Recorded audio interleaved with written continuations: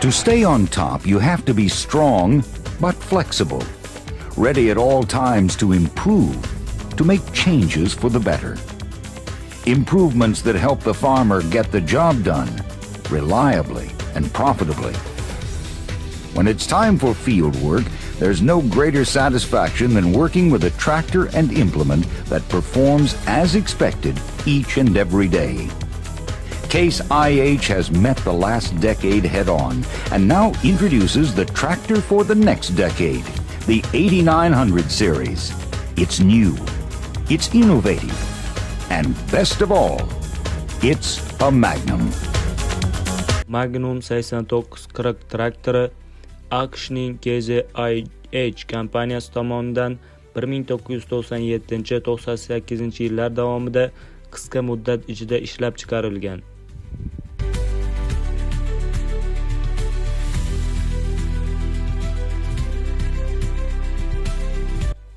Ushbu traktor o'zining mustahkam transmissiyasi bilan ajralib turadi. Transmissiya turi Full Power Shift.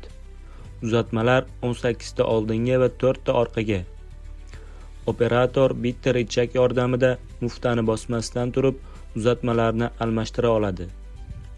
Ba'zi modellarda o'ta past tezlikda ishlash uchun 24 ta oldinga va 4 ta orqaga uzatmali Creeper tizimi ham mavjud.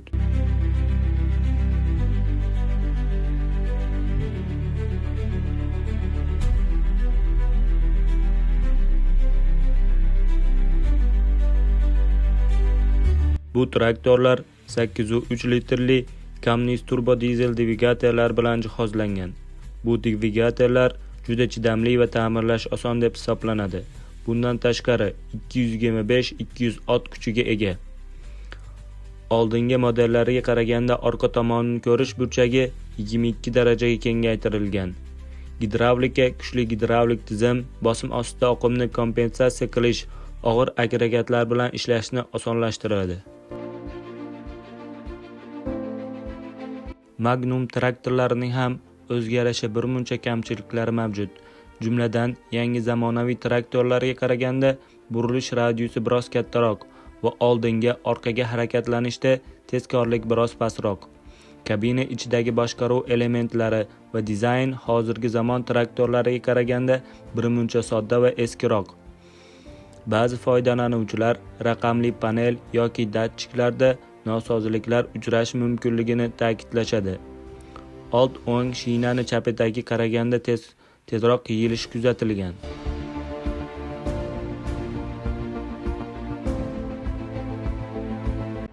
Texnik xizmat ko'rsatish va ehtiyot choralari.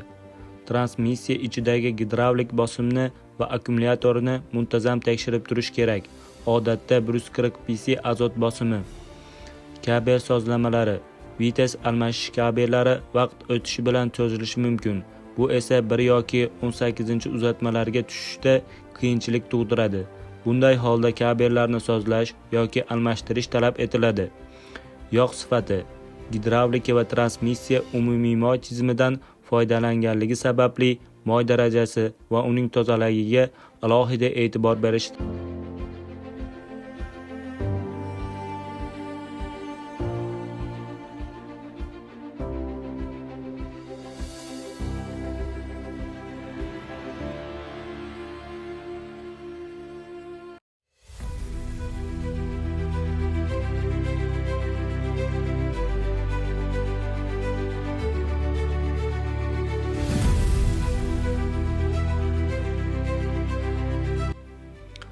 Shassi qismi klassik qattiq rama K700 dan farqli o'laroq u o'rtadan bukilmaydi, balki old g'ildiraklar yordamida buriladi. Traktorning bazaviy og'irligi taxminan 8,5-9 tonna, lekin yuklar bilan bu ko'rsatkich 11-12 tonnagacha chiqishi mumkin. Bu unga og'ir pluglarni tortishda yerda sirpanib ketmaslik imkonini beradi.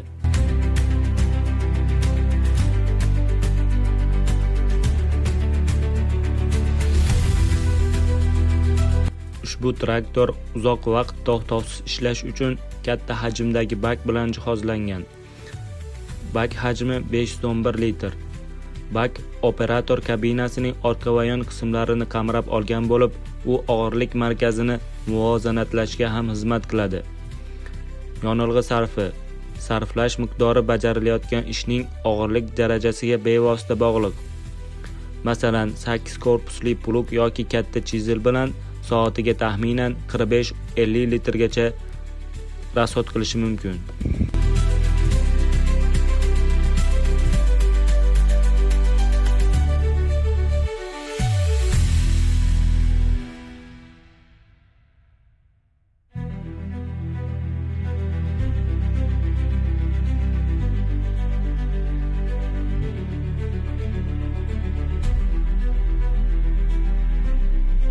Ishlashdagi qulaylik va afzalliklar.